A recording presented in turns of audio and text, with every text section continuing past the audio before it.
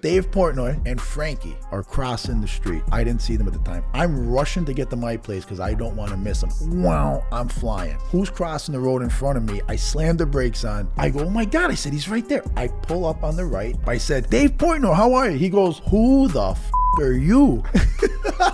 But laughing, not in a bad way. Yeah. My name's Russell Rinaldi, I said. He goes, how are you? Nice to meet you. I said, what are you doing in town? You doing the pizza reviews? He said, we are. We're talking real quick. And then he goes, Frank. And then we're going, what's that other place next door? I said, that's Cafe Rinaldi. He goes, yeah, Cafe. He goes, oh, wait. He goes, are you the owner? I said, I am. He said, awesome. We'll be at your place in about 20 minutes. I'm closed, I said. He goes, oh, all right. Well, then maybe next time I'm in town. I said, oh, no. I said, I'm closed, but I'm going in, I said. Yeah. Better move out the way, cause I'm coming with harder hits. My head is as hard as a brick, but I'm harder than all it is. You better move, you might get knocked out. Knocked out. You better move, you might get knocked out. Knocked out. You better move, you might get knocked out. Knocked out. You better move, you might get knocked out. Knocked out.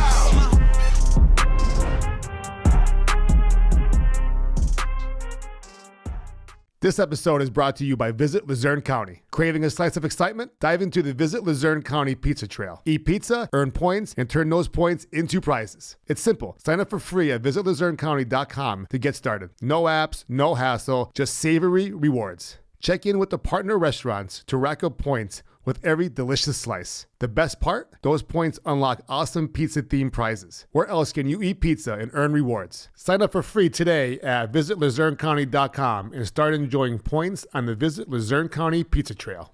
This episode is brought to you by Dino's Pizza and Italian Restaurant. Craving authentic Italian flavor? Meet Dino's Pizza and Italian Restaurant, your taste bud's new best friend in Wilkes-Barre. From premium pizzas to mouth-watering pastas, every bite is a slice of heaven. Family owned and operated for 2 generations, Dino's is proud to serve you with passion and tradition. Conveniently located inside the Wyoming Valley Mall, Dino's is open daily for dine-in or takeout. Don't feel like leaving home? No problem. Have it delivered right to your doorstep by ordering online at dinospizzaandrestaurant.com or on DoorDash, Grubhub, Uber Eats, and Slice. Dine in, order online, or call 570-829-2601. Taste your tradition at Dino's Pizza and Italian Restaurant today. Good Treat MMA presents Food Fight. I'm your host, Brian DiMattia. I'm here with my good and old friend, Russell Rinaldi, Borough Councilman for Old Forge, restaurateur, owner of Cafe Rinaldi in Old Forge. Russ, welcome to Food Fight. Brian, thank you very much. Pleasure to be here. A little excited, a little nervous, all the same, but I'll tell you what. I know we planned this for about a month and a half now. Yep. I mean, schedules, we had to find a little way to get on the same page. I'll tell you what, I'm happy to be here. I'm real excited. I mean, I know we have a lot of good topics we discussed already. We're going to go over some things today. I like to get into it, and I think we're going to have a good time. Yeah, I appreciate that, man. We had a whole podcast before the podcast. We did. I had to shut ourselves up. I knew that was going to happen, so I'm like, okay, we got to keep it quiet a little bit more. I told Bill that we need a little bit more time, so I pulled some strings, and I got us a little more time today, so we could take our time, but we have to make sure we don't spend too much time on the same topic, because we know we can. Well, he has to understand 2 things.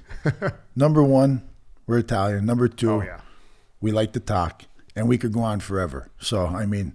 Nonsense, too, sometimes. Right. Good topics, nonsense topics, you know what I mean? So there's a lot to talk about. Main talking point is going to be Old Forge Pizza, because we both grew up in Old Forge, and we grew up on the same streets. I was on George Street, you're on Gray Street. So we weren't too far away. About maybe 8 houses away from each other. Then I ventured up to Bridge Street for a little while, and I moved back to Mary Street where I grew up, and you always lived on Gray Street, right? I lived on Gray Street, and then I moved out of my Gray Street house when I got married in 2003. Okay. And that's when I bought my first house. 2003. Yeah. Wow. Remember back in 99, 98? Russ, I remember a story. I'll never forget it. I'll never forget it. I don't know if you remember it. I was going to bring it up, but I have to bring it up. Go on, bring it up. I made a comment about you to Dana in high school class. You were working at Turkey Hill. And you came behind the fucking counter and got your finger in my face. I was just like, fucking shit. I don't need this aggravation right now. I wasn't going to say anything to you. No, it's cool. Yeah, I wasn't going to be like, I remember that. Because you know what, Russ, honestly, I don't know how you felt about yourself back then, but I was a fucking punk.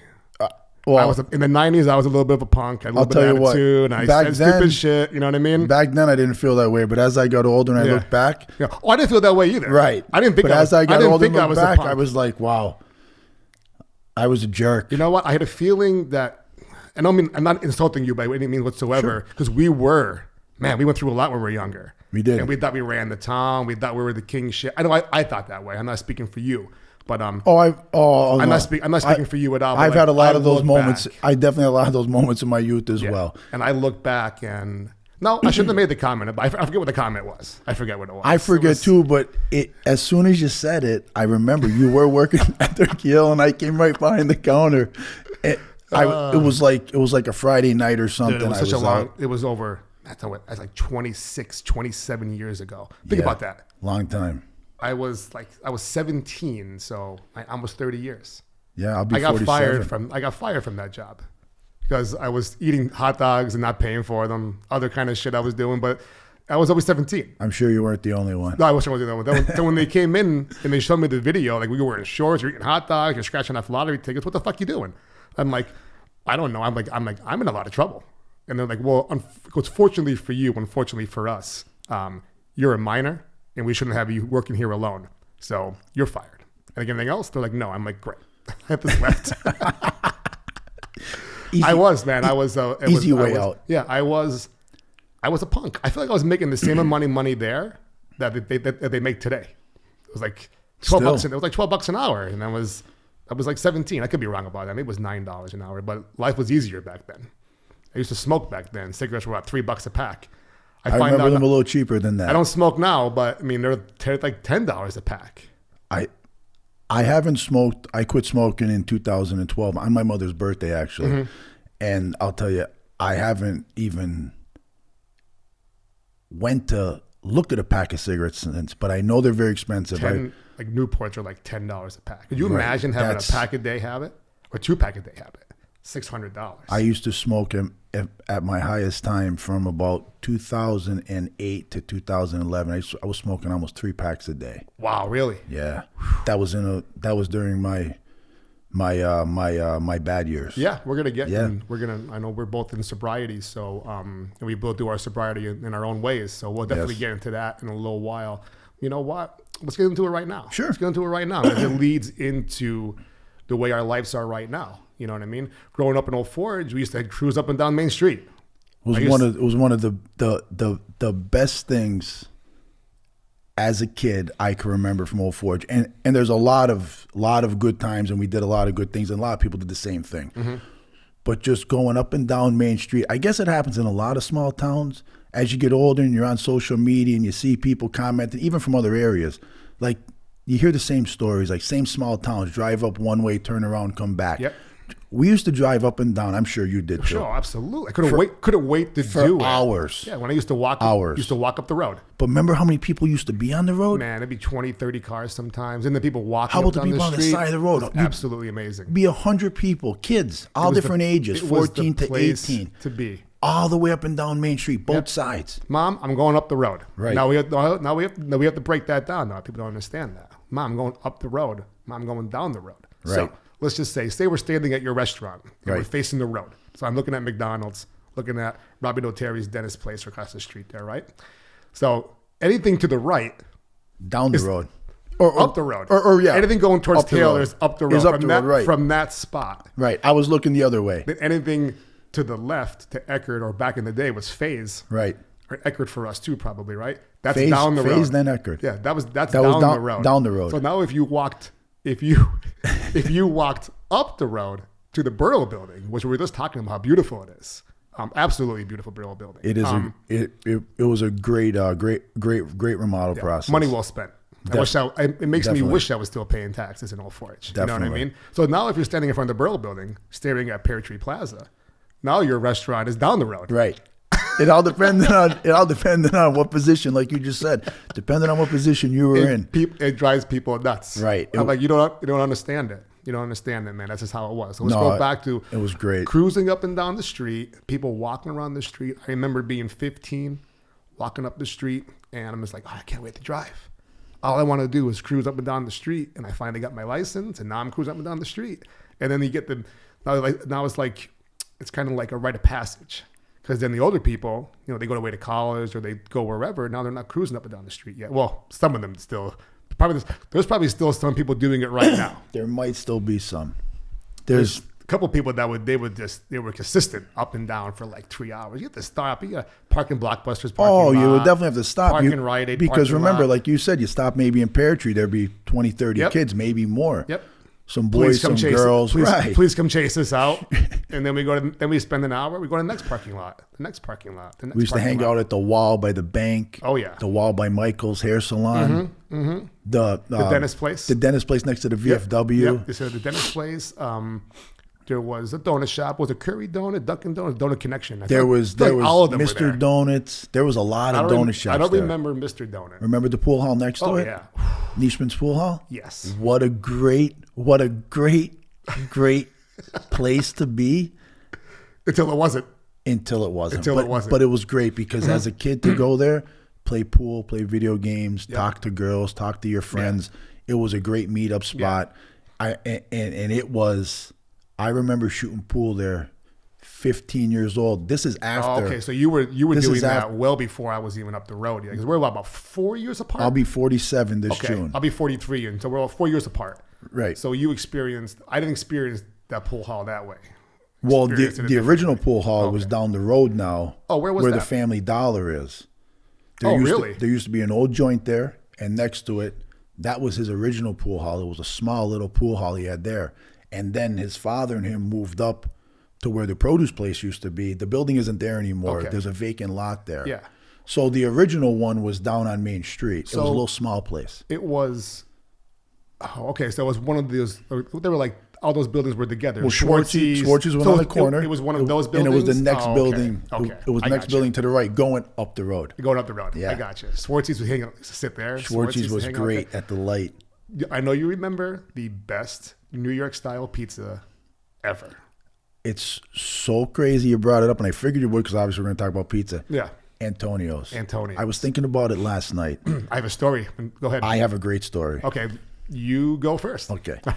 Now, we used to go to Antonio's all the time. Mario, broken English, from Italy. The Pac-Man machine. Right. Yeah. Flipping the dough. Like, the whole works. Like, his broken English. Then he'd be yelling at you in Italian. Mario, with all due respect, had a beautiful daughter, I remember. Yeah, I remember. I was about 16. She was about 15. She used to go in there. He had a couple other kids, I think, too, but I just remember his one daughter. She's about 15. So I'm in there with a couple of my friends after school. We stop in, we get a soda, get a slice of pizza. We're sitting down. $3.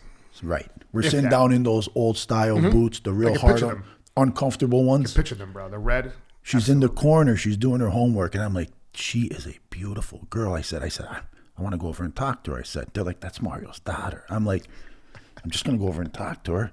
I said, I said, I'm gonna ask him. So I walk up to the counter. Remember, we had the counter with the pizzas and everything. Picture it, bro. Picture it. I said, Mario, and he talks in that. And I can't do his accent, but it was, I can't forget it in my mind ever. You can't mimic it. But I can't mimic it. But, well, what do you want, Russell? And I said, I said, your daughter over there. Yeah. Stay away. He'd be. I said, no. I said, what's her name? I said, I'm going to go over and talk to her. Oh, you don't go and talk to her. He flipped out. He comes running from around the counter. He had remember the big wooden table, the oven's behind him? Yeah. He grabs the knife. He had a big knife. He had the pizza stuff. He comes running around the counter. He chased me outside. Remember, he always had the white apron on, always, the bro. white pants, the white shirt. Never seen anything else. The full Italian New York style pizza man. Yep. He was the spitting image. He was. He had the shoes head to toe. Anyways, he chases me outside. I run. I mean, obviously, number one. You had no choice. I definitely had no choice. But number one, I'm about 4 feet, maybe 10 inches at the time. I'm a 16-year-old kid. I weighed about 100 pounds. I was fast as lightning. Mario wasn't catching me. Many people weren't catching me back then. So I run. After I run, he yells. I come back in. And I'm like, Mario, I said, because I was up, my mother took me there as a kid. I've been going there now since I'm like 4. But we used to go with all of our friends. So anyways, back to the story. And it's over after this. But I said, Mario, I said, and he like you stay away from her. So I mean, after that day, I never even looked at her. I love it. And we would go on there all the time. You hiding. I might have taken a little peek. She was a beautiful girl. And all I wanted to do was talk to her. Yeah. And I just wanted her name. I figure, what better way than to ask her father? He didn't feel that way. I stayed away. He used to always go, you never had the Pac-Man machine plugged in. Mario, Right. I play the Pac-Man machine. You want to play the Pac-Man machine? The Pac-Man machine? Then we graduated. We got a little older. So 15, I'm smoking. Remember, I lit up a Newport. And he had ashtrays on the table. Right. But yet freaked out that I was smoking in there. I'm like, he didn't care so much about it was the cigars he didn't like, because I was a little punk walking around and smoking a cigar for no reason, you know what I mean? Trying to be cool, disgusting, not enjoying it at all. But so, my Antonio story, besides, the tradition of going there all the time and those Italian hoagies and the New York style pizza, he was the only New York style pizza place in Old Forge. There's never been, there was a place on Oak Street. Years later, Speakeasies. But besides that, there wasn't too many ever. No, then after Speakeasies, there was a place called Sacone's. Yeah, Speakeasies was good. But back then, when we were younger, Antonio's, I remember, was the only round pizza. The only place. So Rocco went to Antonio's in Wilkes-Barre, not too far from here, a few months ago. And he's eating the pizza. It's over by the hospital. He's eating the pizza. No relation to... Okay. Oh, all right. Give me a second. I apologize. Yeah, no, it's okay. So, Rocco's eating the pizza, and he's like, "Man, this tastes just like Antonio's in Old Forge, like just like it." The only time we ever came across another slice like that was up by the University of Scranton. It was called City Slice. Oh, I know where it is. So City Slice, it's been gone for a long time. But when I was going to college and Rocco was going to college, we used to go there once in a while. It was very similar, But Rocco was eating his pizza and Antonio's in Wilkes-Barre, which I have not visited yet. He calls me up and goes, "Listen," he goes, "long story short, this guy knows Mario. Possibly the same pizza, possibly the same recipe. Mario's down in Florida right now. Remember he left us? Yes. I'll be back in a year. We're still fucking waiting, Mario. Yeah, where are you at? Where are you, bro? Bring us a slice. Go, get that Chinese restaurant out of there. We only need one Chinese restaurant in Old Forge. We don't need the other one in there. We need you to bring us a slice. Move back into your spot, and I'll be right over to do a review." But this pizza, it's the same recipe. They both started it together around the same time back in the day. It's not Mario's brother, but it was like Mario's brother's nephew or something like that. I have to go get the whole story, so I'll keep you up to date on that. Definitely. Yeah. So I'm gonna go try it actually. Because you know what's funny, like how we just said, you talk about like not just Old Forge, but you talk about your childhood, you talk about a grown up, like talking about Mario's, you could taste the pizza right now. I could instantly. I taste the Italian hoagie. You could taste the hoagie. You could taste the hoagie the way he toasted it. I can remember walking over and just the smell of the place as soon as you walked in. Just a great. It was just talk about great memories. That's a great one. So I'm glad you brought up the smell, that you can smell it though. What's better?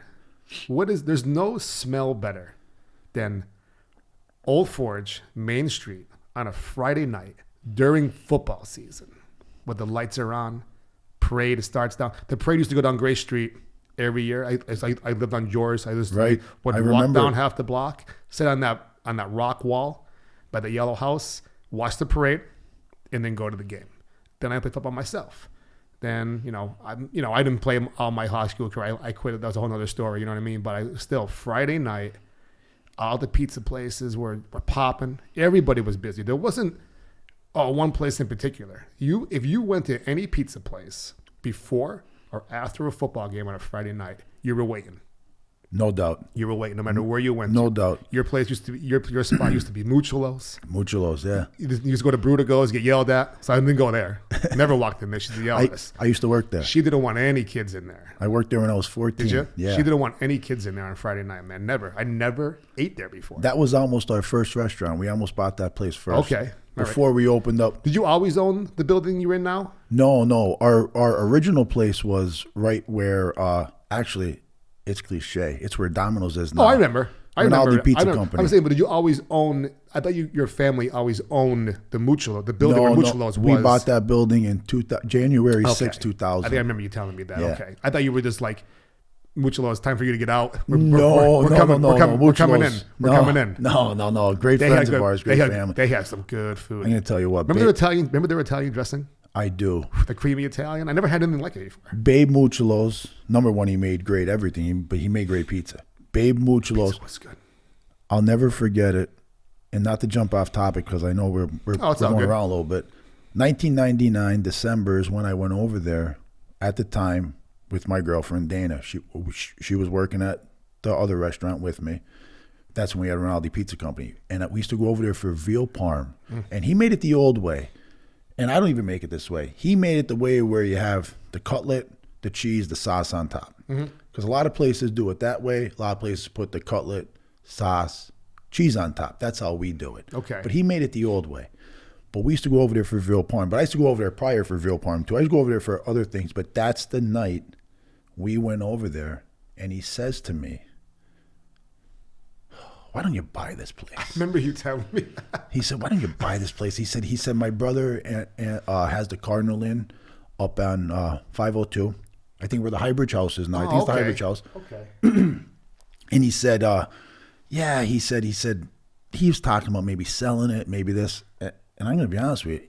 In a month, we were working out a deal. That's how it came about, where we transitioned from Rinaldi Pizza Company to buying Mucciolo's I got to stop building. here for 1 second. Go ahead. I do not remember it being called Rinaldi Pizza Co. And you just posted a picture of that a few days ago. My sister just posted it on our page. I'm like, in the little neon. don't get me wrong, it was letters. a long time ago, but I Yeah. don't remember it being. I remember going there and eating. Food was great. We opened up there in August of 96. I was 19. Holy fucking shit. Yeah, 19. I was a year out of school. I graduated in 1995. We opened up in August of 96. I was 19. My brother Ricky was 21. There used to be a little hoagie shop in there, Pazzo's. Remember Pazzo's?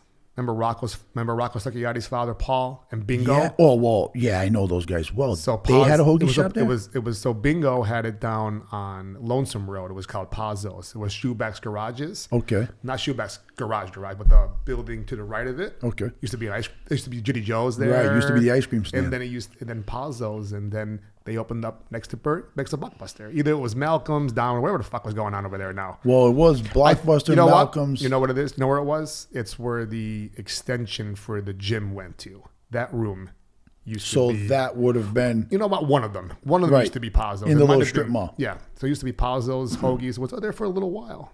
I don't remember. It's a nice little Italian shop. It was How old were you when that was? Because was that before our place was there? Yeah. Oh, okay. Oh, yeah, absolutely. It was before you guys were there. So before 96, obviously. Right. So I was probably maybe around 16, 17, maybe 15. I was probably 12. So 11, I was about 16. 11, because I remember Teen League Baseball, 12, 13 years old. So probably not too far before. That wasn't there that long, though. It was there for a while. I don't remember that. That's interesting. That Pazzo Import. The Pazzo Import was Italian hoagie, was super sod. That's all I remember. But it was amazing, though. Lettuce, tomato, sweet peppers. To this day, Bingo still makes his own meats. Loans is super sod. Does he really? In his basement. Oh, and yeah? I'm going to tell you something. There's still some of the best Loans and super sods I ever ate in my life. They're so good. I could taste the salt on them. They're so good. They're fantastic. They're so good. So were you finished with the restaurant story? I apologize. I was just saying that's how where you brought it up. That's how we transitioned from Rinaldi Pizza Company into Cafe Rinaldi, right over that one dinner where me and her went. Okay, I understand. So, history of Old Forge Pizza. Obviously, your family is very rooted in it. But let me just read something I got off the Google. All right. Gingerelli's is believed to be where what now known as Old Forge Pizza originated. It's said that in 1926, Grandma Gingerelli served a rectangular pizza to the miners that used to play cards at the bar she owned with her husband. It was an instant hit. What's your opinion on that? Definitely. All the stories I've heard over the years from all walks of life in Old Forge, men, women, older, younger, my family members, my friends, probably some enemies, all the stories. Yeah. It started way back when they used to call her Old Lady Gigerelli. Okay. There was a few other places back then, too. I want to picture it, Russ. Is it the same building now on the corner? I heard it was. That's the original Gigerelli's? That's where it all started right there? Well, that's the original Gigerelli's, and it's crazy because I have a picture in my kitchen hanging. It was only half of that, though. It was 2 storefronts. The original was 2 storefronts. And one of my father's friends dropped a picture off to us about a year ago. We have it hanging in our kitchen, actually. Same building, though. You know how it's big style with the barn type looking, 3 floors. But on the left side, it was a different store. And on the right side was the place they serve pizza. But actually, back then, this is where I was going with the story with, going on the topic with the story of what you heard over the years. Yeah. Back then, they were storefronts, but in the back room of them, they weren't restaurants yet. In the back room of them, they used to call them speakeasies. Yeah, for sure. Yeah. So you would have your storefront in front, and in the back, you would have your speakeasy, where men would go, play cards, hang out with the guys. Drink water. It was Prohibition then, too. When the year was Prohibition? 29, right? 29. Somewhere in that area. If we're wrong, just fucking drop it in the comments and correct us, man. It's all good, man. I didn't do my Prohibition history, but I think it was right around that time, though. So there was a few other places in town that I heard, there's a few other storefronts with speakeasies. My father's grandma, which would be my great-grandma Lorenzi, they had a storefront right where... I just read that online. Right where Arcaro and Janelle's is. Yeah. They had a storefront many years ago, probably like in the 20s, and same type of setting, storefront, speakeasy, and back. But the main street was lined with them. There was the Pelusi's had one, which then they turned where Ravillo's is now. Okay. If you look up on the building, there's a P. It was the old Pelusi building, right? Okay. Yeah, right at the top. All right. The Talarico's had one. Brutico's had one. They were storefronts. Was Talarico's on the corner where CVS is now? No. Where they used to, okay, go ahead. No. I don't know where the original one was. That's one of the grandchildren, Paul. Oh, food was great. Friend, Fat Boys before that? Fat Boys before we'll that. Get into all of that. Yeah. Paul's red sausage pizza. Oh, my fucking God. It was so good. It was so, he used to have the sausage chopped up so small. I used to love it. My dad used to order it because my dad had a car joint behind there too. That's a whole nother story. He used to order all the food for the guys. Getting back to the pizza and the speakeasies. So a lot of places had them.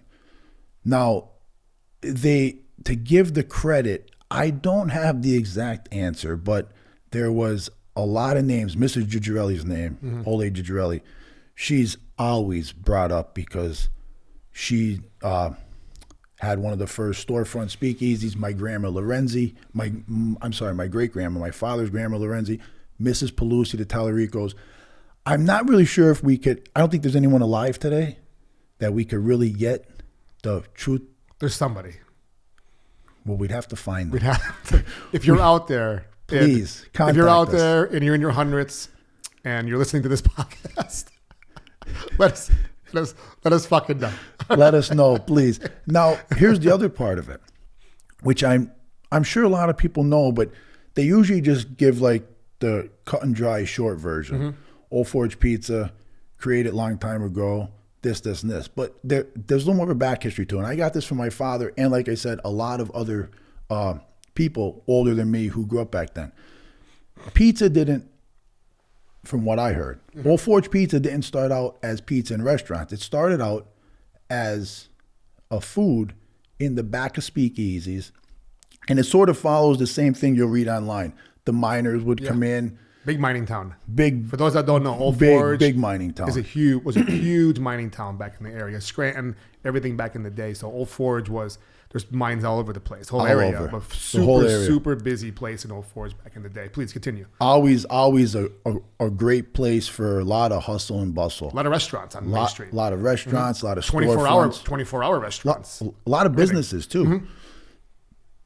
Back to the pizza. It was around that time, and not certain on the year, because again, if we could find that one person out there, please let us know.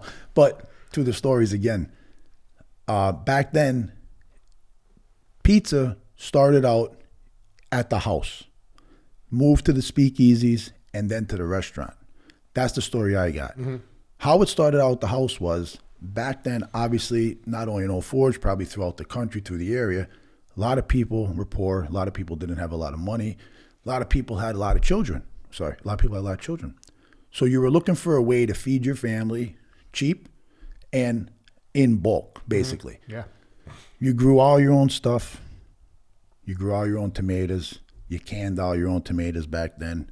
You made your own cheeses. My father's great-grandmother and a lot of people back then had their own goat in their yard. Amazing. I would love to see like 100 years ago. Could you imagine? Imagine just walking through the streets 100 years ago. My great-grandma, That'd be amazing.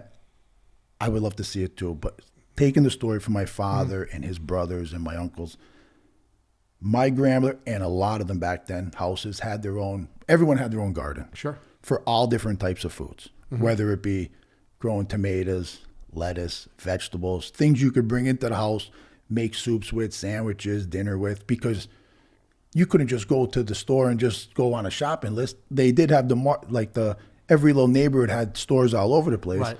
but not everyone could go out every night and buy stuff and have steaks for no one had the money. Yeah. So everybody would grow their own tomatoes, can them. Everyone would have their own goat.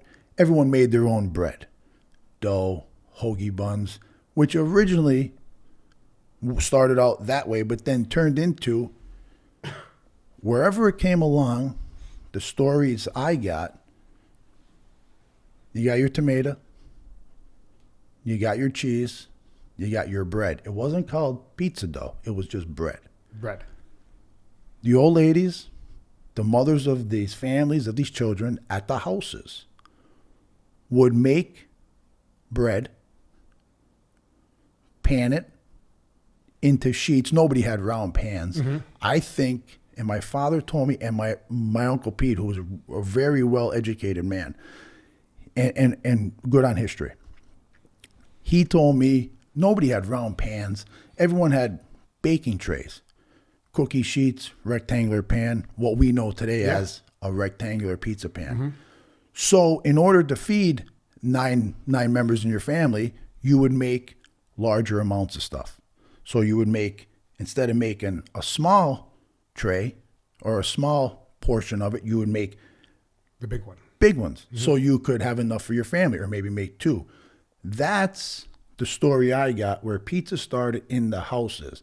Then they started serving it, in the speakeasies when the miners would come in. And like you said, might have been during Prohibition, but that doesn't mean they weren't serving alcohol in the back room, obviously. Now, I know, for instance, my father told me in his grandma's store, in Mrs. Pelusi's store, in Mrs. Gigerelli's, behind the stores where we're talking about the speakeasies, the miners would come in, whether drink legal or illegal wine, and they would want something to eat. They used to give it away for free. They didn't charge back then. My great-grandma Lorenzi in the beginning did not charge when she was, now what the other places did, I'm not sure. My father said they didn't charge either. My uncle said they didn't charge. A lot of people said they would just give it away for free to keep the miners there so they would drink more, spend more. That's great. So after a while of this, and I don't know how many years, a lot of these old Italian women, their families had restaurants. Gigerelli's then had a restaurant. My great-grandma Lorenzi had a restaurant. Where our Karen Janelle's is now, her family had there. They had Bruticos, where next door to me. They had Pelusi's, that was originally, then became Ravillo's. Okay. And the other restaurants throughout Old Forge. I'm not sure how many were back then. My place used to be called DeVita's. This is going back to the 40s. That was the first of 4 restaurants. Same building? Same exact building. I mean, we added on to it now and remodeled, but my place, I'm the 4th restaurant in there, me and my family, but the original was DeVita's. So DeVita's? DeVita's. What was before Mucciolo's? Lettieri's. Okay, Lettieri's. Mucciolo's and Cafe Rinaldi. I love it. I didn't know that. Yeah. Mr. DeVita, Sam Sr., he's actually still in the building. Is he? He is. Love it. He's actually still in the building. And he lets us know he's there from time to time. I bet he does. There's a story behind it. Okay. And I asked his great-grandson about it, Sam DeVita IV, who comes in with a lot of his friends and family to this day. And I saw him in the basement one time. This is no joke. I saw an image of someone in the basement one time, and I never seen Mr. DeVita in my life. The old man, I mean, the original. Mm-hmm. And I told the grandson about it, and he said, "What do you look like?" And I explained it to him. Back then, mostly black pants, white shirt, apron, typical Italian restaurant owner. But he said, that's exactly what he wore, tall, skinny guy, white hair. He said, that was him. He said, look, I got chills. He goes, I said, you? I said, I have chills. You know what I mean? Yeah. And every now and then, things happen in the basement. Listen, I believe it. Yeah. I got to go to my apartment. I'll tell you that story later on, but I'm convinced of it. I still want to see it with my own two eyes, but you know what I mean? But I'm not a non-believer. Right. I caught a glimpse of him in the basement in the back. This is a long time ago when we first bought the place. I was washing aprons and towels. We had our own washer and dryer down there at the time, before we hired a linen service to do it for us. But in the beginning, we used to wash our own, and that's where I saw him. Is that when you hired the linen service right afterwards? I'm not going back down there to do laundry. It's now a new bill. I'm going to be honest with you. I think that's when we budgeted for the new linen service. I love it. I probably would have too. I would have freaked me out a little bit.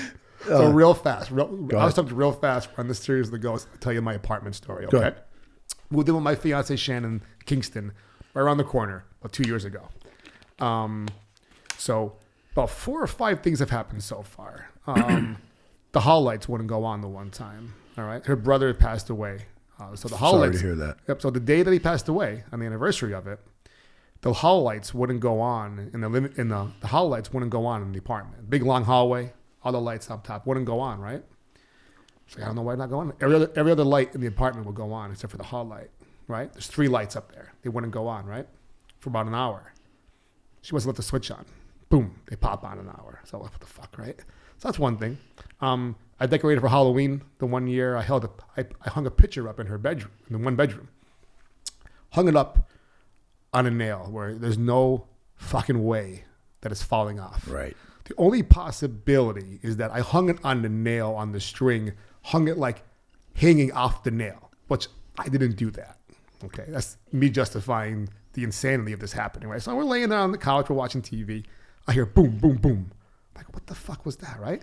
Check the hallway, check the kitchen, nothing, right? Hear it again. What the fuck, right? The next day, doing laundry, I noticed the picture was off the wall, on top of the dresser. I'm like, that's more than likely what the noise was last night. But why so many noises?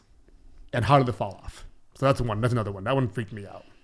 I'm in the kitchen, and the washer starts. Do you know what it takes to get a washer started? You got to pull the nozzle. You got to twist it. You got to pull it out, right?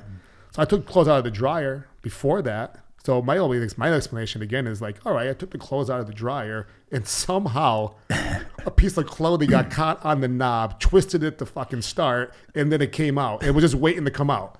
How does that happen, right? I don't think it does. It doesn't. I'm standing in the kitchen washing dishes. I get this overwhelming smell of cigarette smoke coming out of wherever. Now, no one in the building that I know smokes. If they do, they probably smoke outside. Even if they did, why would the smoke come through my vent? Super strong. It came in my nose and left in a matter of like 5 seconds. Her brother smoked. So who knows if this drops in once in a while. So like 4 incidences, you know what I mean? I definitely saw some shadow people in the apartment more than once. Though with the one time where it really freaked me out, it turned out to be, I come home. I noticed that Shannon left her curling iron on the counter over by the coffee machine to cool down, right? So I put it away, right? Clean up, go around. I go back out. I come back home that night. Now, she works all day long. I come back home.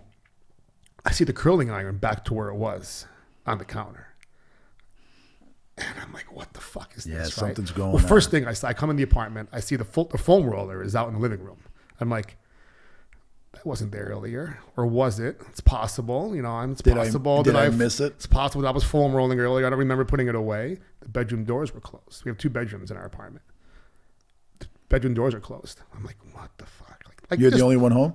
Well, I'm the only one home now. Okay. I'm like, so Paul, I'm like, all right, well, I had the door. I'm like, maybe the air conditioning was on and they closed the doors a little bit. You know, they weren't fully closed. Then I get into the kitchen. By now, the hair is starting to stand up. Yeah. Get into the kitchen. It's starting to stand up over here. Just hearing the story. I turn on the light. I see the fucking curling iron back to where it was. I'm like, oh, this is it. I'm getting ready to move. I'm getting ready to get packed up and move, right? Put the curling iron away. Now I'm freaking out. I'm like, this is fucking insane what's going on right now, right? Open the fridge up. I'm still hungry.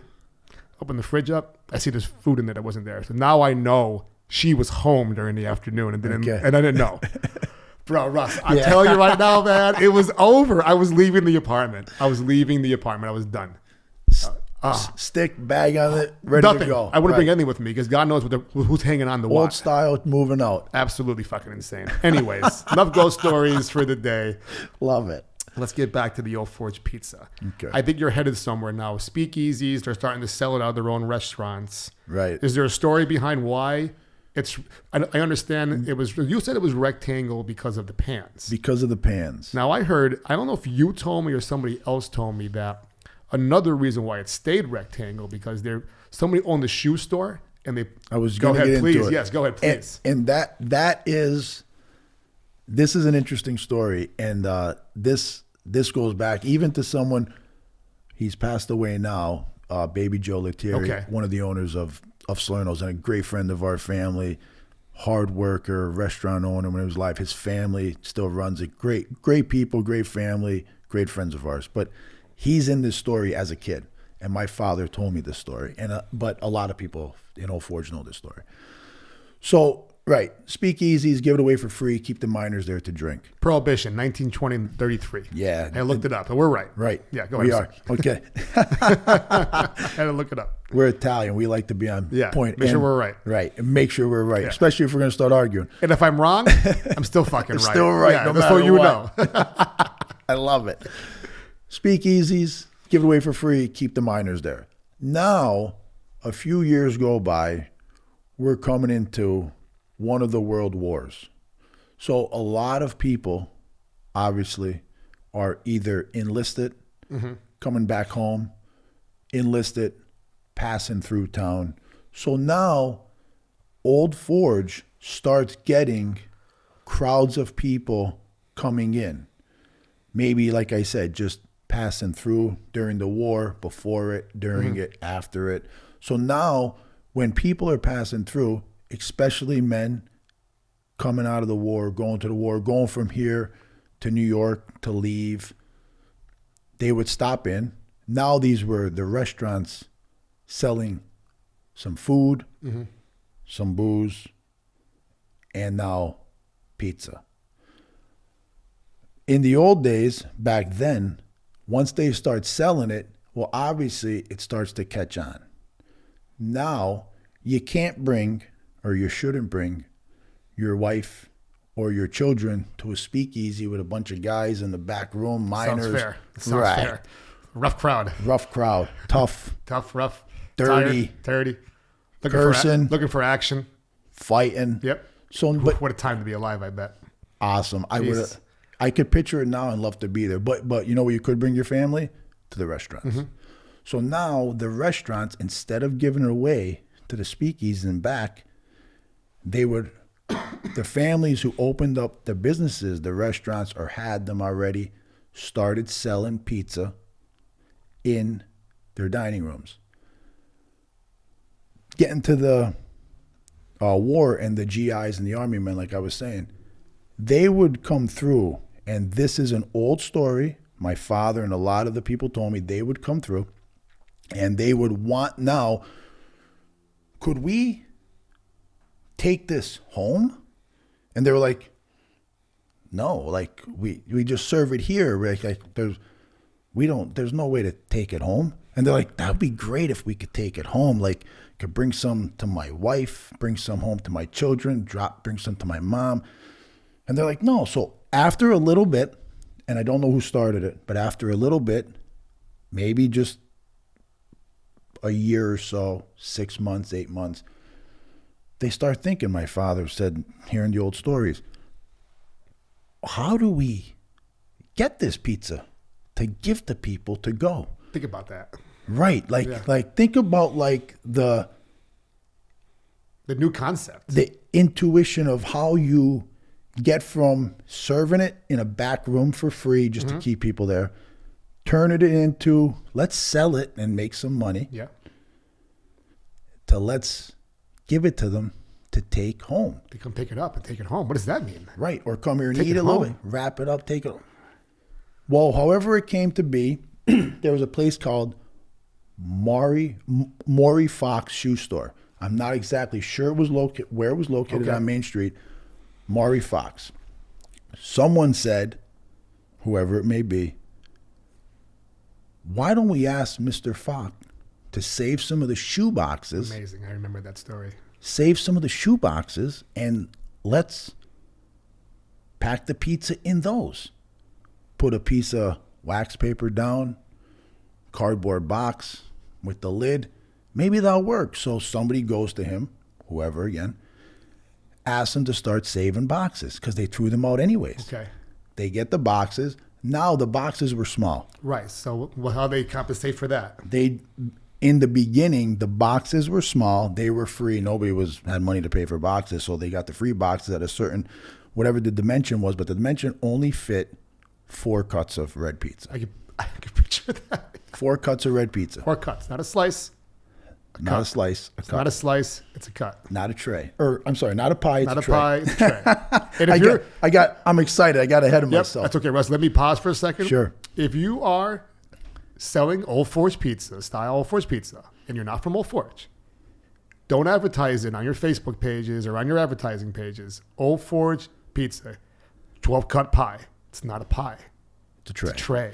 It's a tray. Advertise it correctly. I see a few places. I'm not going to call them out. Right. Advertise it correctly. It's not a big deal, but it's a big deal.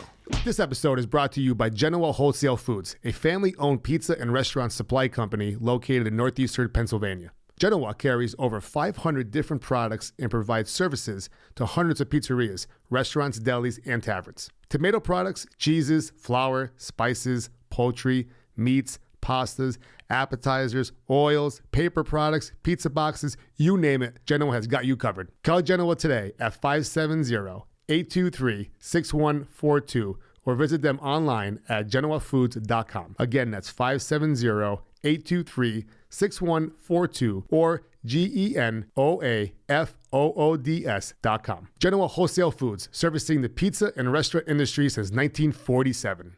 This episode is brought to you by T-Shirts and 24. With over 60 years of experience in screen printing, T-Shirts and 24 provides screen and digital printing on almost any apparel, as well as promotional items. No order is too large or small. Easy to design your own custom apparel online using their free online design tool. They offer pickup options to most regions in Northeast Pennsylvania. Plus, they offer nationwide shipping, and if time is crucial, opt for the 24-hour turnaround and same-day shipping options. Call T-Shirts and 24 today at 570-471-7588 or visit them online at tshirtsand24.com.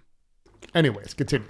So, it is a big deal. It is a big deal. God damn it, it's a big deal. And it's Stop doing it. And it's a good point made. Mm-hmm. So, shoe boxes, 4 cuts of pizza, cut in the box, start giving it. What happens? It's almost like the takeout business of Old Forge Pizza is born. It's amazing. It's amazing. Other places catch on.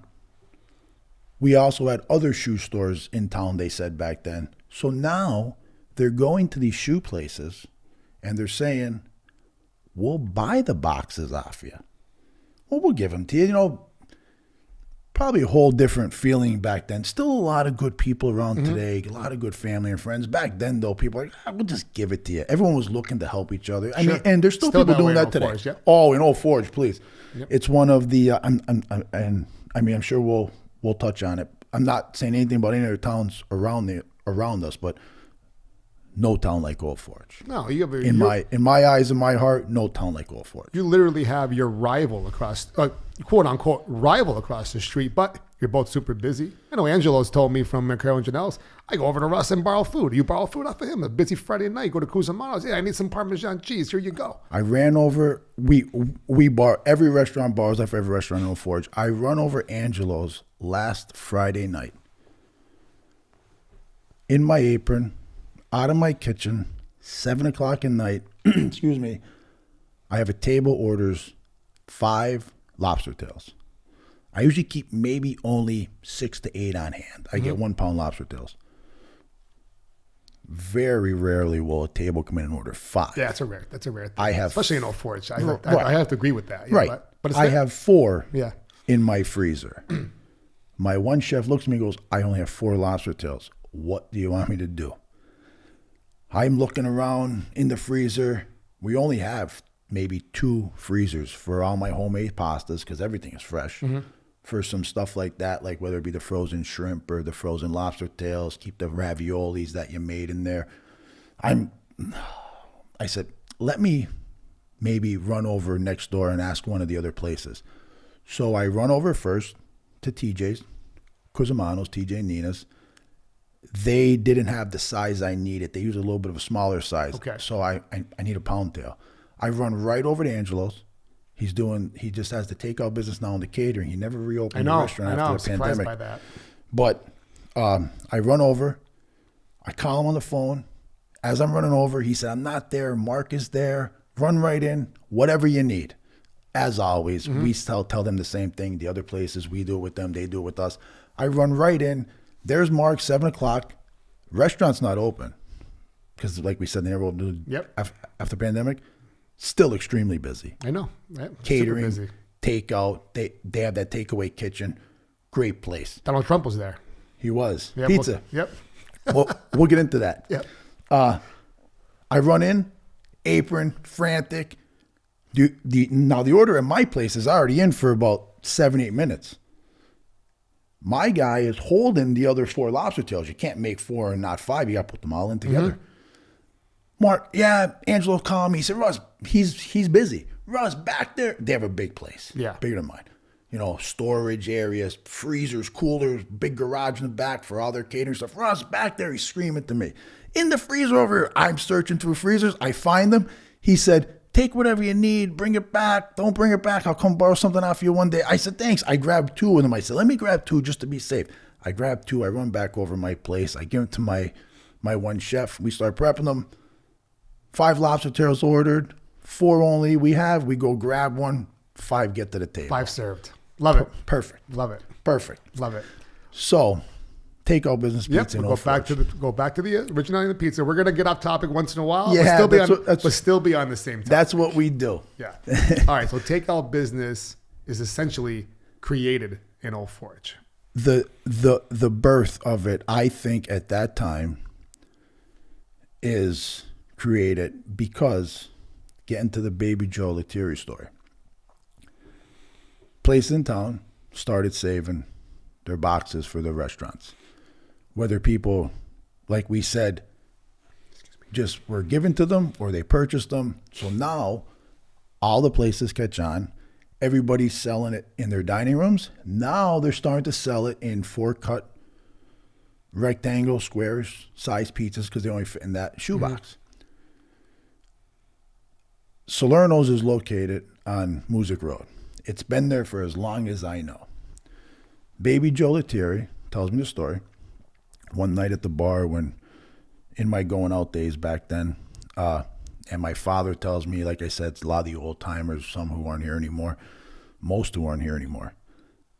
Baby Joe Lettieri is a 14-year-old kid. Friends who lived in the neighborhood, not far, maybe around the block, up the street, would ask for certain times of the day, could you have one of the guys bring pizza to my house? Maybe there was an older woman there who couldn't get out, couldn't walk. A lot of people didn't have cars back then. Sure. You know what I mean? Absolutely. Baby Joe Lettieri, this is the first time I've heard of pizza leaving a restaurant, takeout, and being delivered I love it. to a house. I love it. He had a red radio flyer wagon. He used to put a couple boxes, shoe boxes filled with pizza in them.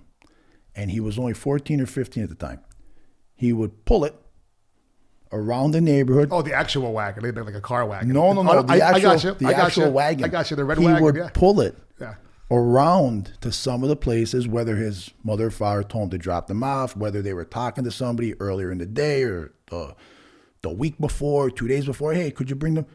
So he would deliver Old Forge pizza, takeout style, in shoe boxes to people's houses.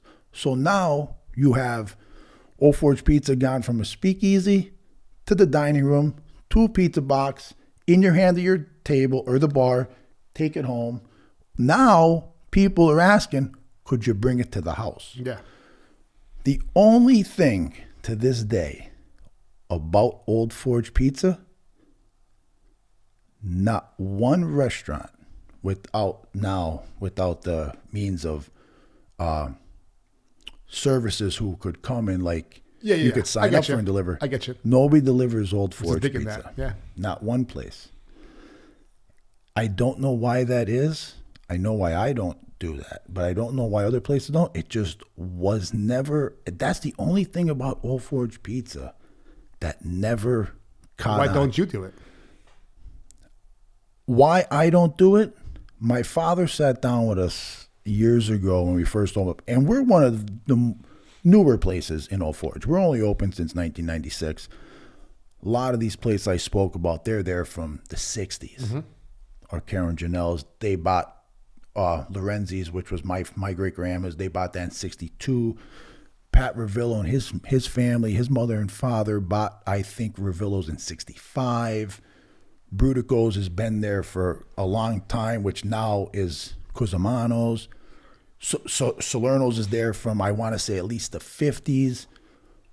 So the places that are still in business now, we're one of the younger ones. My father sat down and said, first thing you do with our pizza, meaning Old Forge pizza, although we just talked about the shoe boxes, take it home, delivering the red wagon. Different time. My father said, the moment, and a lot of people feel this way, the moment you take Old Forge pizza out of the oven, put on the tray, cut it, serve it to the table, bring it to the person at the bar. It went from oven, table, cut, tray, bar, 10 seconds. Mm-hmm. After it's cooked, I mean. Bite into it. Crispy. Sauce coming out. Oh, man. I love it. Put in a box.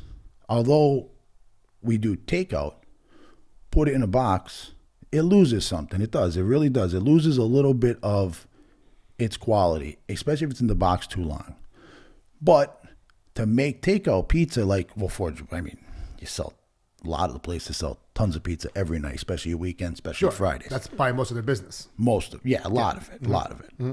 So to put it in the box and have somebody pick it up, it's all timing. Because you want to try and get it out of the oven, in the box. Hand it off to them. Here you go, you don't want to. Yep.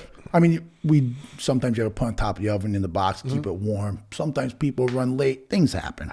But you want to try and schedule it that way every order. And when you're making 60 trays at once, leads up to 80 trays, leads up to 100 trays, leads up to more than that.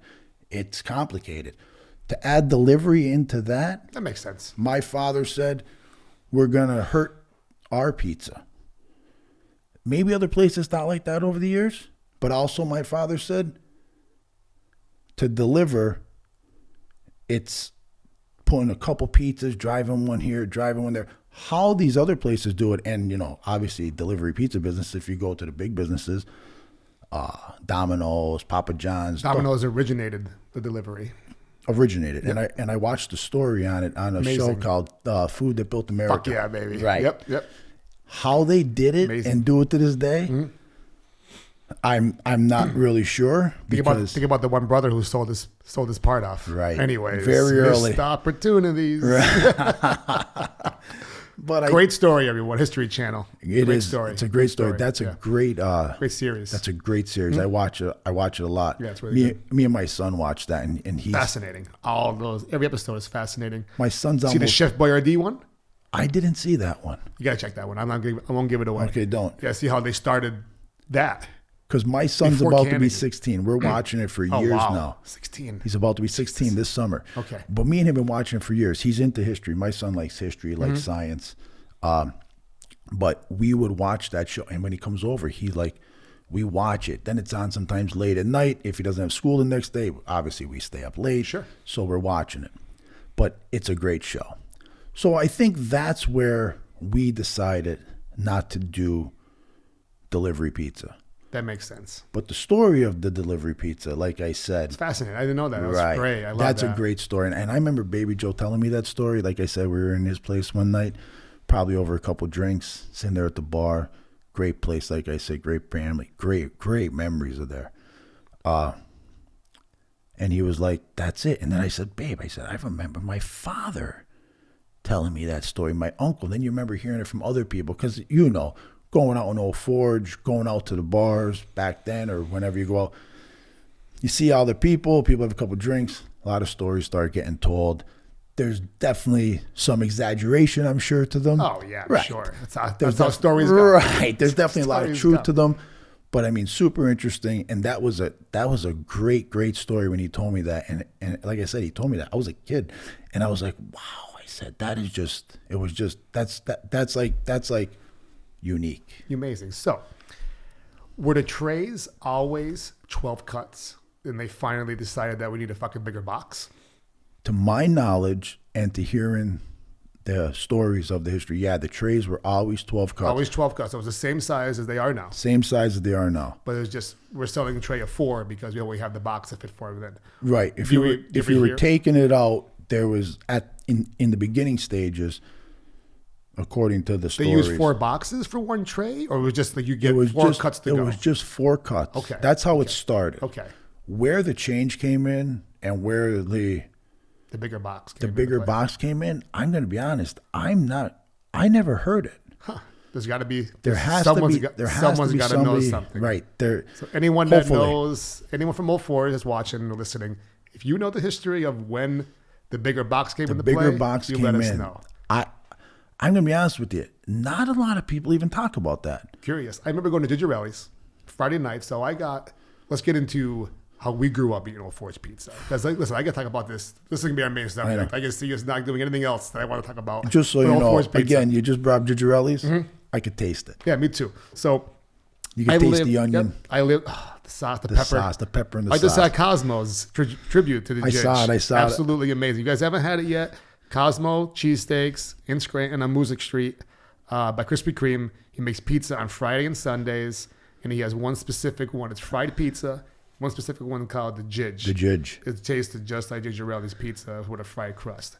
Friday nights, I walk down to Gigerelli's, so we block around the block. Right, you're right around the corner. I'd pick up a tray of red and a tray of white. And they always put the white in the smaller box with a brown paper bag. You never got a top. Nope. It was always if you got 2 trays of red, it was one tray with a full box. And then the next box had the box with the brown bag over Not to interrupt you, but the concept I see behind that is where, like my father said, you put the pizza in a box, it steams up, it loses something, it gets a little I agree. Not soggy, gets soft, soggy. You know what I mean? The bag with a couple holes cut in it, if you see now in pizza boxes, there's always vents you could pop in. You need that. Right, because and you have to let it steam a little bit. We pop all of ours. I mean, I'm sure every place does, so you can get a little steam out. But like you said, that paper bag was a way to help let that steam out a little bit more until you got to your house. The double crusted white pizza. Yeah. Double crusted white pizza, which I had to come to your place and make. Teach you how to make that. Yeah, definitely. But the double crusted white pizza, it was just, if you never experienced it, the red pizza is a whole league of its own. And people love to hate on. We got to get into it. People we will. Love to hate on Old Forge pizza. People love to hate on Old Forge pizza. And give me a minute. I'm going to get into our next topic. Sure. People love to hate on Old Forge pizza. And a lot of times, more than likely, They didn't try it. They hear other people bitch about it for no reason. They hate on it because they just want to hate on it. That's what it comes down to. I'm convinced of, listen, is it fair that some people don't like it? Sure. There's some people I don't like. But to sit there and say that it's garbage, it's trash, it's bread with ketchup and whatever fucking cheese on it, you're driving me nuts. Put your Monster Energy drink down, get some taste buds back into your mouth, put the cigarette down, and come taste some really good pizza. Because the motherfucker finally came to town, and I was in Atlantic City. Dave Portnoy comes to town, and I'm 4.5 hours away. I wasn't so upset, but I was messaging him for years, every once in a while, randomly. Hey, man, because I used to watch his videos a lot. Hey, man, why don't you come to Old Forge? Try out some unique pizza. He comes to town. I need you to take me through that day. When you found out he was coming to town, the whole town got into an uproar. I got a story for that, too. I'm listening to it right now. Let's get into it, bro. Let's get into it. Here's what happens. He pops in town completely unannounced. That's his style, I think. Yep. Doesn't tell anyone he's coming. Doesn't put on any social media. Everybody's closed.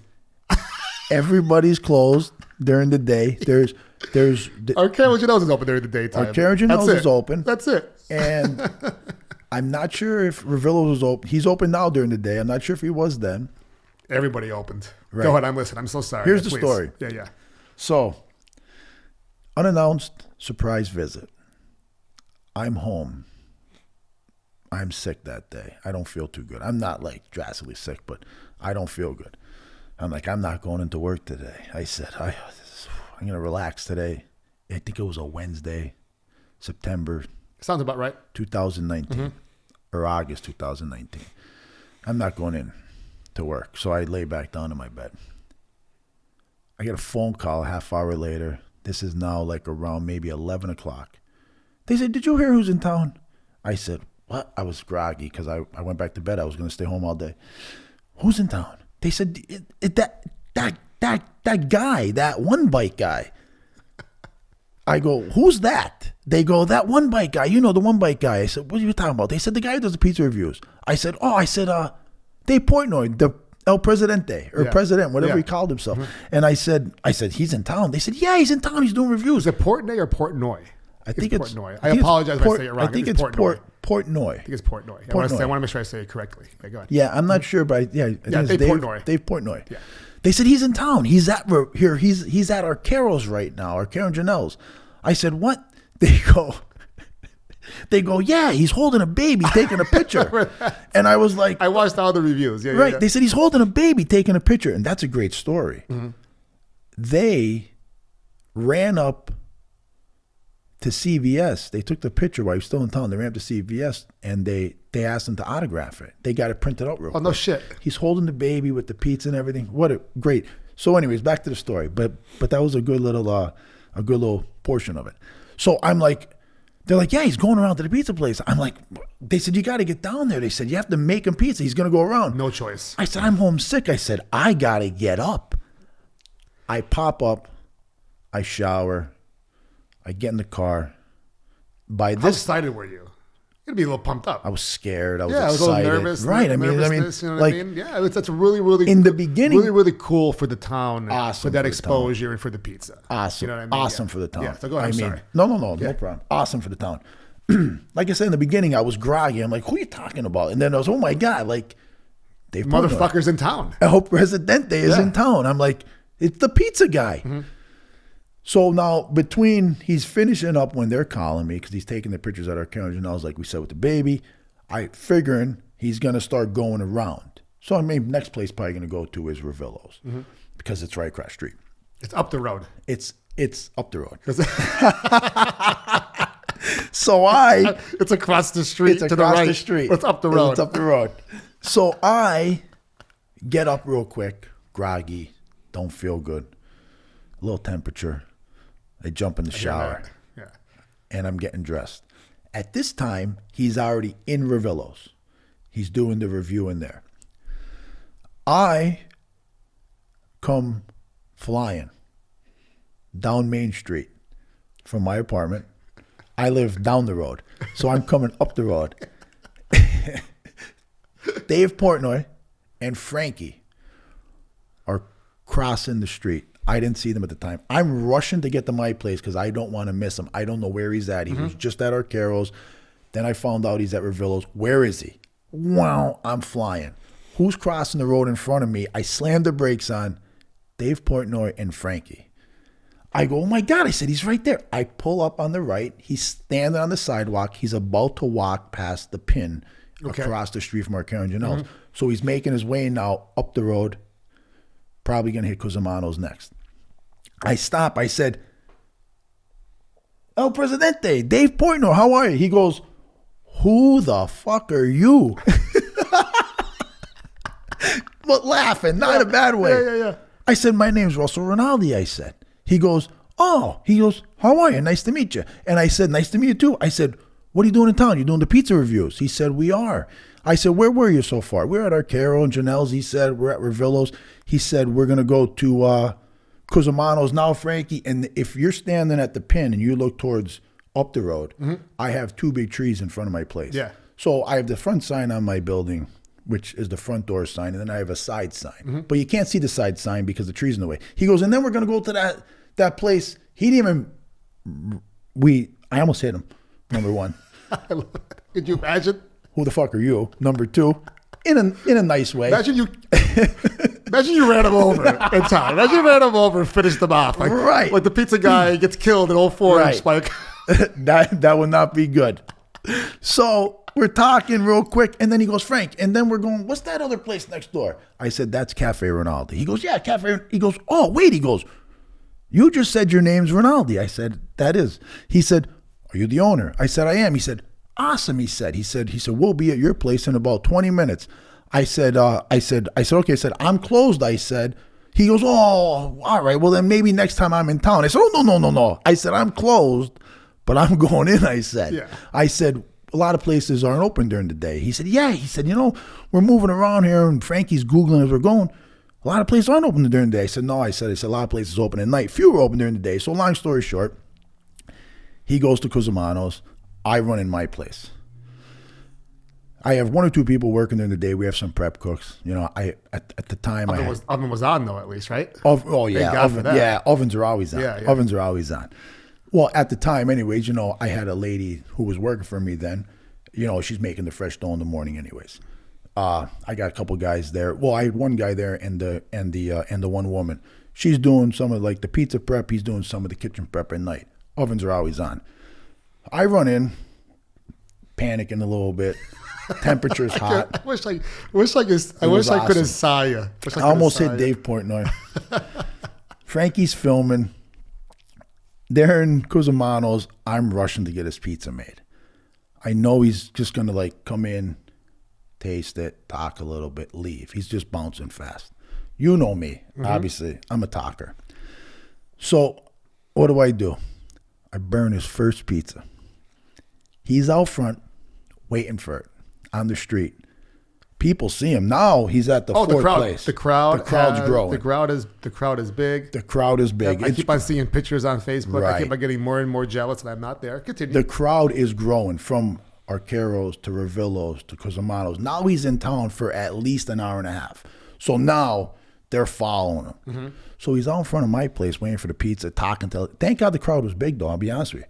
People talking to him, taking photos. There's a baseball card out there of him. I remember on the one video I saw, a kid was having him sign the Dave Portnoy baseball card. That's cool. So I'm actually lucky. They're stalling him. I burnt his first pizza. That's awesome. Burnt it. I pull out the oven. I go, oh my God. I said, I burnt it. I threw in the garbage. I get ready. I make another one. Long story short, make the pizza, bring it to him outside. By this time now, my mother's there. Oh, yeah. Which was a big part of the story. My mother's there. My son's there now. Her faces. I can picture her faces. I just watched the videos the other night because I've been getting ready to come out here. It was such a fantastic day. My mother's there. The crowd is big. And what happens? If you remember watching the video. Go ahead. We have a guy, not from town. Dave rates my pizza. Gives it a 7.6. Guy in the background screams, like you just said, Old Forge pizza, no good. You got to try Maroney's, he says. Got some. Oh yeah. You got to try Maroney's. Maroney's is good. Maroney's is great. But it's not Old Forge pizza. It's not Old Forge. No. They The pepperoni on that fucking the pizza? same style with the rectangular Yeah, it's tray, the 12 cut. Cheese is different. Dough's different. Completely different. Yep. But great. Very good. Maroney's, I love it. Recommend it. Oh, Been eating Maroney's as a kid. fucking cup pepperoni on there. That cup pepperoni is so good. That pizza is so good. Anyway, let's not go to Scranton. Let's keep it in Old Forge. Keep it in all Old right? Forge. Yeah. But Maroney's, fantastic Yeah, I agree. family, fantastic place. I agree. Great pizza. Anyways, this guy screams out, the crowd. If you go back and watch the One Bite app and you go to that episode, the crowd goes crazy.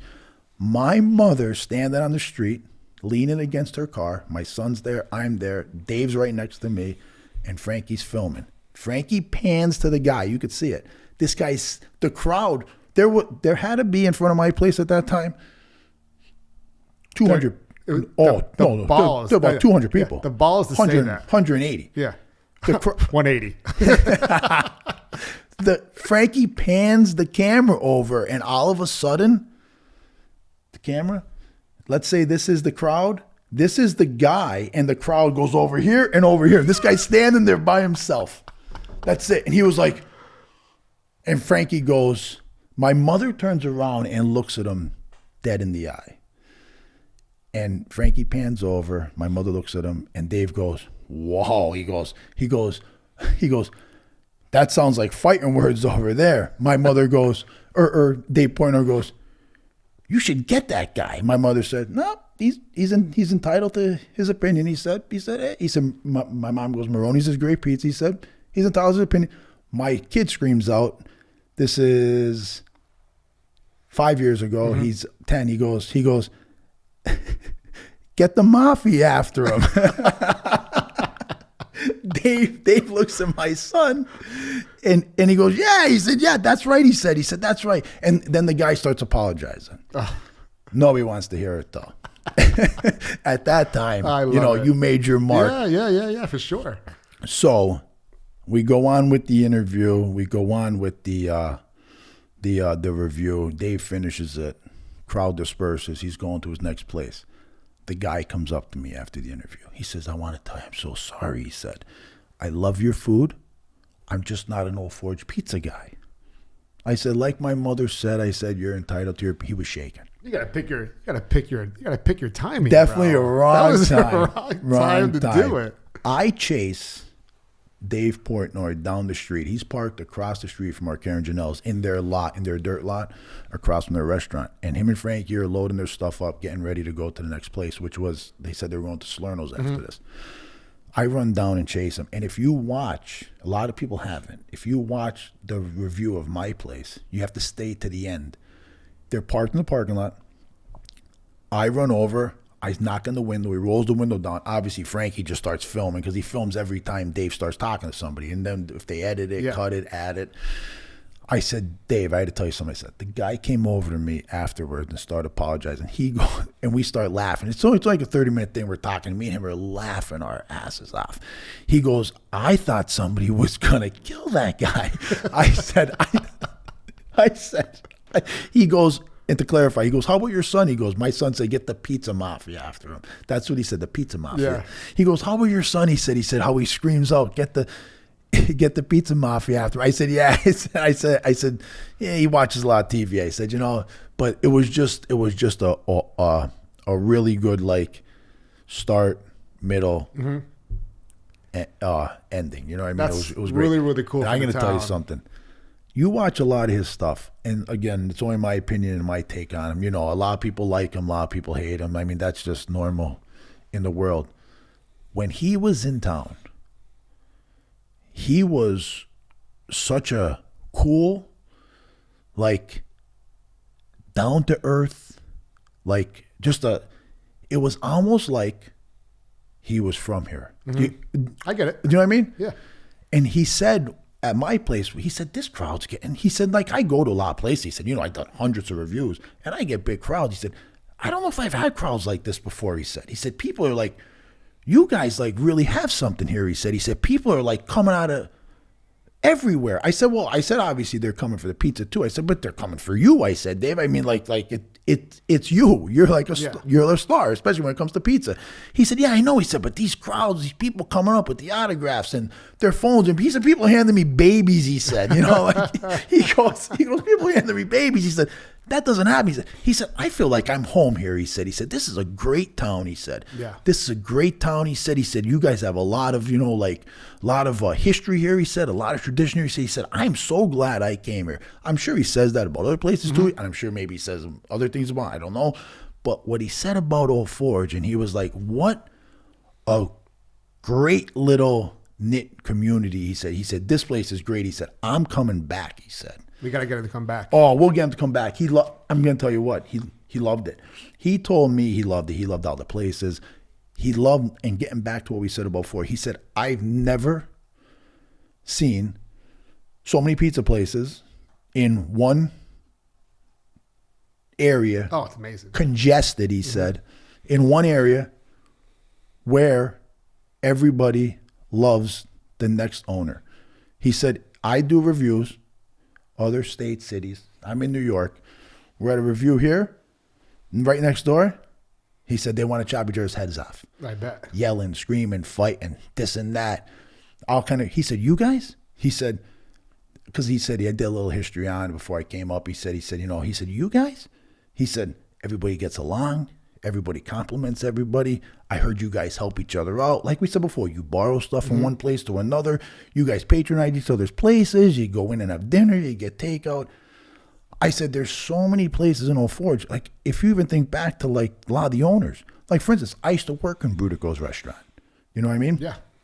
There's other people, other restaurant owners, who used to work in other restaurants, and now they own their restaurants. You know what I mean? Like, it really is. It's a great town. And when I always say it's a great town, I don't want to knock any other towns, because I don't.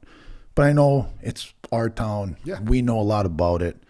We grew up with it. We feel it. You know, it's just, it's a great town. And he was like, this place is great. It really is, growing up in the town. And it was awesome to hear him say that. Yeah. Because obviously, there's a guy who goes around to a lot of places. His job is to review pizza. You know what I mean? And I mean, he obviously knows it. You know, whether it's his opinion or not, but it's definitely a little bit of his expertise, I would have to say, right? Yeah. I mean, it's Dave Portnoy. So even the pizza, you're going to become a pizza guy. Right. I mean? So, I mean, you have to take his word for it. He gave all the places great scores. You know what I mean? Yep. And his whole personality that day and the energy in the town, it was fantastic. I'll tell you what, he left my place, I wasn't sick anymore. I love it. It was like I was healed. Yeah. It was awesome. I love it.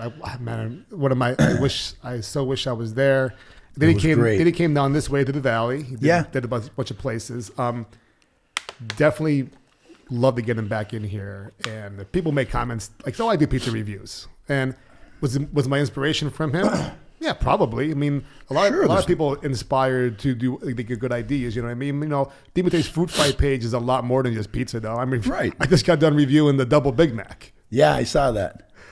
The Double Big Mac I didn't post it just yet, but it was the Double Big Mac. It was. Oh wait, no, not the Double Big Mac. You did the cheesesteak. I did the cheesesteak. I just did the Wendy's breakfast baconator. You did the Wendy's breakfast. You ever have one of those? I didn't. Holy shit! But I will try it. There was no grease. I was impressed. Really? I was impressed. I will definitely try it. I mean, it's definitely. It was definitely. I'm a food guy. Yeah, I know. I like to eat. I mean, I do a lot of healthy eating as well. We both do, but right, lifting and exercising, all that stuff's important. But we also get our food in because. But I do some dabbling. Get away with it in the bad food. Yeah, I do get away with it. You know, there's so much more I want to talk about. We're running out of time, so I want to stick with Old Forge pizza. People, I'll do pizza reviews and people. I mean, I did a review with my niece and my nephew with Carolyn Janelle's. Carolyn Janelle's was my first Old Forge pizza review. Now people are like, "Oh, you got to get down there more." I'm like, "Yes, I know. I grew up with that. I grew up with that pizza. I eat it all my life, every single place down there. Don't get me wrong. I reviewed your place. I did some filet stuff for Carolyn Janelle's. This did Largo's. Yep, that was a cheesesteak one. What a niche in town. Yeah. I'm like, there's no place like this in town. There really was never. And they said when I walked in, I met them. They were great. Great people. They were just at my place for dinner Saturday night. They said that we were so nervous about moving into this town. It's a restaurant town. She goes, but overwhelming support. I'm like, absolutely. Even if you sold Old Forge pizza and raviolis, you would still get support. Definitely. You know what I mean? As long as you guys do your part, which they, just being a good citizen, just being a good neighbor, and it's great.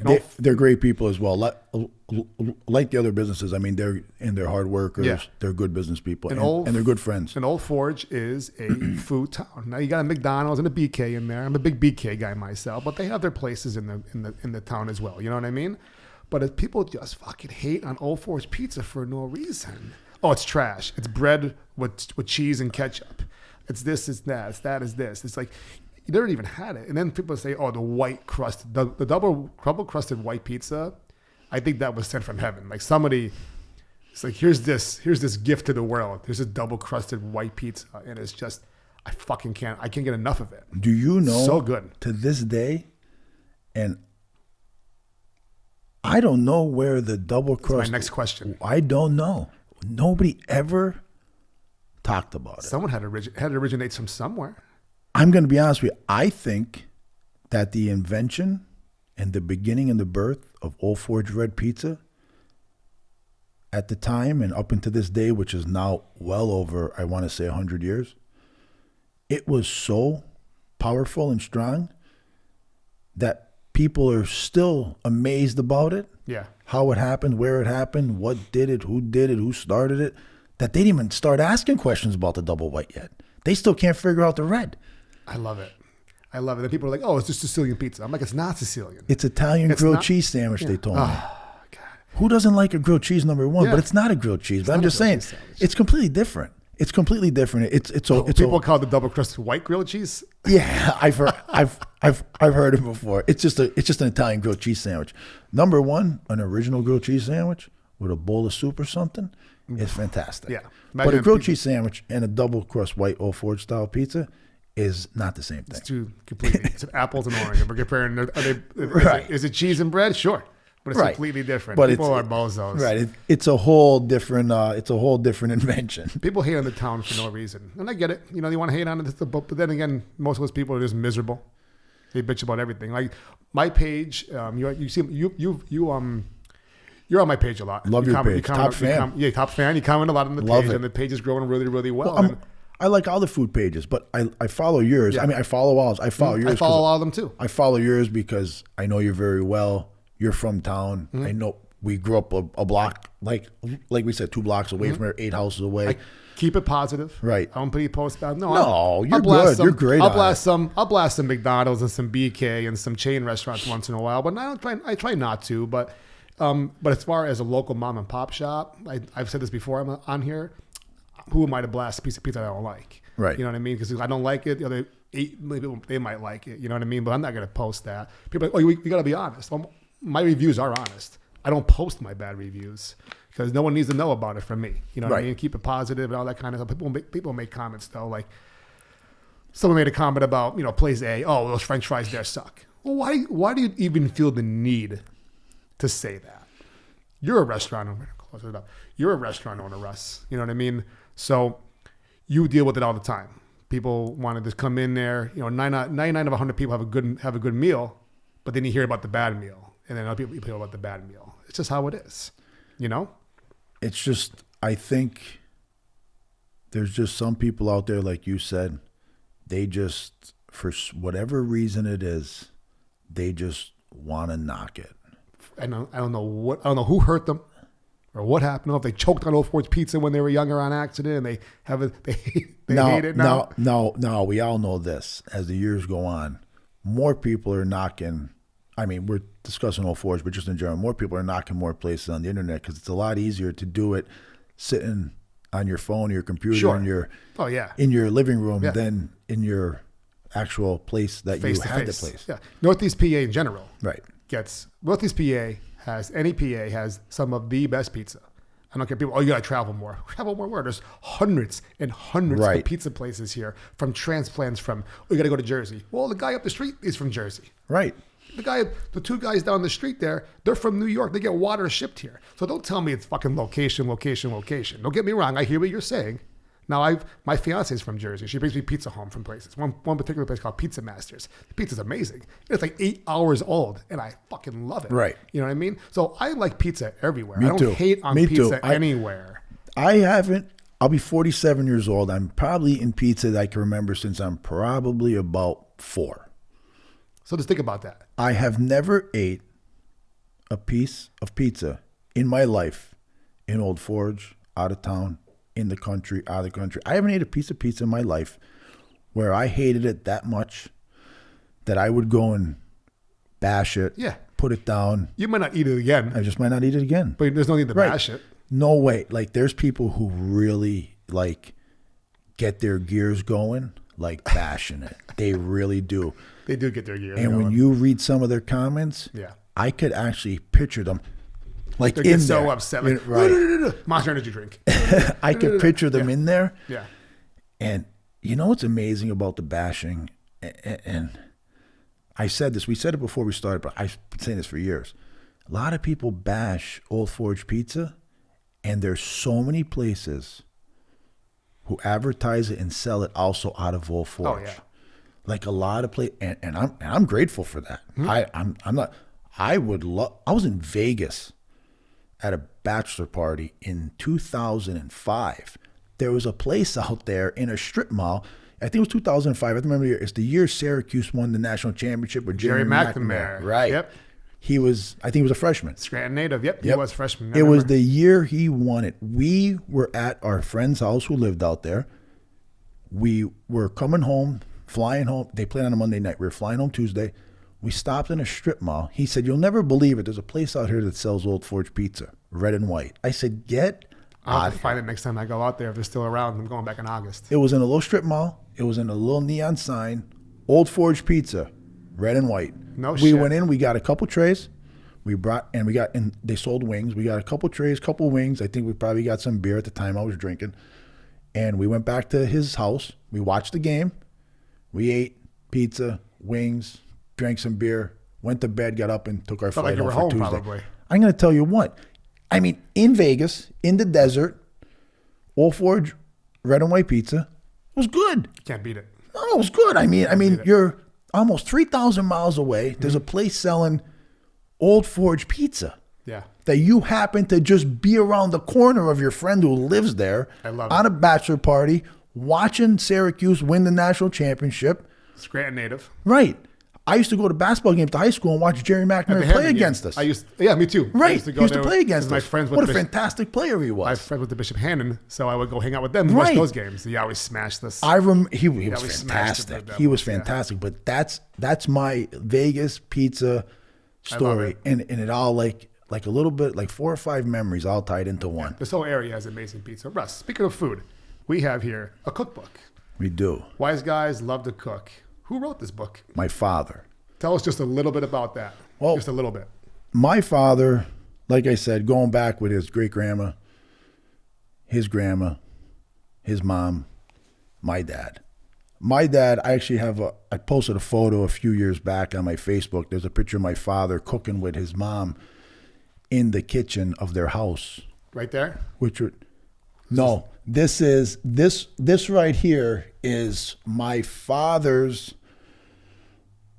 I want to say this is my father. I think this is my father's mom when she was a child. Okay. Cooking with, that's her father, I think. I'm gonna have to look at that. Okay. There's a picture of him cooking, and I posted it. And then there's a picture of my son that I took when he was a kid, sitting on the back porch of my restaurant with the apron on and the hat. Yeah. And I posted them back to back. But anyways, getting back to the book, or I post them side by side. My father, always been a food person, always been a cook, always been a chef. Definitely lived a pretty interesting life, as you could see with the title. His dream was always to write a book, always to express it with probably, his passion, which was food, obviously food, family, a lot of the things that like is embedded in Old Forge. So He writes a book. He gets cancer, though, for his third time. And he passes away in February 2016.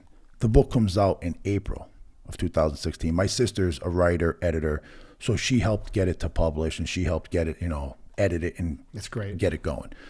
And she was helping him during it, but when he got the cancer for the third time, my dad was first diagnosed when he was 49. Then he came back again at 69, and then he passed away at 74. But he wanted to write the book. He wanted to incorporate with what he liked to do, cooking, his passion, food. And he has about 14 recipes in here, but also with the recipes, he has 14 stories I see that. for each dish. Yeah. And it goes along with it. And you have to read it. For people who knew my father, they read it, and there's still some guys, there's not many left, but there's still some of his friends, they come in the restaurant, and they're like, we read that book your father wrote. They're like, and it just takes them back because they knew my dad, and they grew up back then. They were around them at that time. And then for people who don't know my dad, maybe like people like our age, your age, younger, maybe even a little bit older, but just don't know him. They read him, and then they come back, and they're like, wow, I read your father's cookbook. That is so neat. Like the stories, the recipes, they entwine with each other. I love that. It's really it's an interesting book. It was a great concept. I mean, it was great that I would have loved for him to see it go to publish. Of course. You know what I mean? Of course, yeah. It's his dream. My father started jotting this stuff down, and my sister has it still, in like a wire ring notebook back in like 1992. My father's like me, terrible handwriting. Terrible handwriting too. Oh, terrible. God. Lefty, I'm a lefty. My son's a lefty. Terrible writing. My sister was going through this with him because he put it on pause a little bit as well, and then he got back to a pause. Now, not this book. My sister probably has at least another, she said anywhere around maybe about another 90 recipes with another 90 stories. No shit. This is only 14. There's only 14. Amazing to see all those, right? She has so many more that she could get out there and start to publish and do it. And maybe she will decide to do one day because she has the she got the rights from my father and everything because she's the one who helped him. But what a great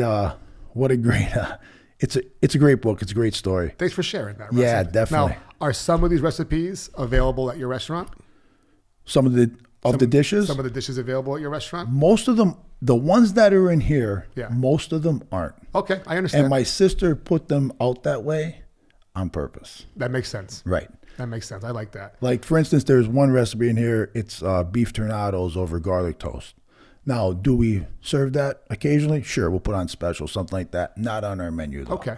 You know what I mean? I mean, there's a marinara sauce in here that my dad made off of his grandma. We make that. Okay. I mean, he makes it a little different in the book than compared to the restaurant because, I mean, obviously you don't want to give your recipes away to anybody, sure. you know. Not in our town. Right. Anyways, Russ, I appreciate you being on the podcast. Us talking about, I had about 15 other topics to talk about. I'm coming back. back. We didn't hit one. So there's gotta be a part 2. Definitely. So Russ, tell everyone where they could come, where everyone that's listening could come eat your food, come see you, all that kind of stuff, man. Plug yourself. Okay. Well, here, I'm going to plug Old Forge, but I will plug myself. Cafe Rinaldi is located in Old Forge, Pennsylvania, 426 South Main Street. We're in business now at that location since we bought the place, like I said, January 6, 2000. We opened in April. We're open right now, Wednesday to Saturday. We do catering on and off premises. We have takeout. We have full bar. We have full restaurant, 180 seats. Anything on the menu, appetizers, salads, pizza, steaks, veal, chicken, pastas, homemade stuff. I mean, a lot of stuff. But I know we're talking about my place, but I mean, anywhere in Old Forge you go, it's golden. I mean, depends on your likes, depends on your taste. Everyone has a little bit of a different tweak to theirs, a little sweeter, sauce a little thicker, cheese is a little, blend is different, whatever. Sure. But we didn't even get into that. We didn't even get into it. But Old Forge is just a great great place. I mean, it's on the map for a lot of reasons. It's on the map for coal, obviously, when it first was founded. It's on the map. A lot of famous people from Old Forge as well. But I mean, the restaurants, and the other businesses there as well, Sure. not just restaurants. Sure. I mean, there's a lot of different places you can come to Old Forge for a lot of stuff. But I mean, we're discussing food now and pizza and the restaurant industry. Old Forge is just tradition, passion, family. It's just a great place. I mean, if you have a chance, stop by. Absolutely, man. Absolutely. I completely agree with everything you said. Lived there my whole life. I live in Kingston now, but people ask, where are you from? I'm from Old Forge, but I live in Kingston. I'm always going to be from Old Forge. Always from Old Forge. Get yourself down the main street, have some pizza. Friday nights in town, you drive through town, all you smell is pizza. There's no other smell. Fantastic like aroma. There's no other smell like it. Well, Russ, thank you for being on Food You're welcome. Fight. Thank you for having me. Yep. My name is Brian DiMattia. This is Food Fight, an On the Stacks production. Awesome. Thank you. You're welcome.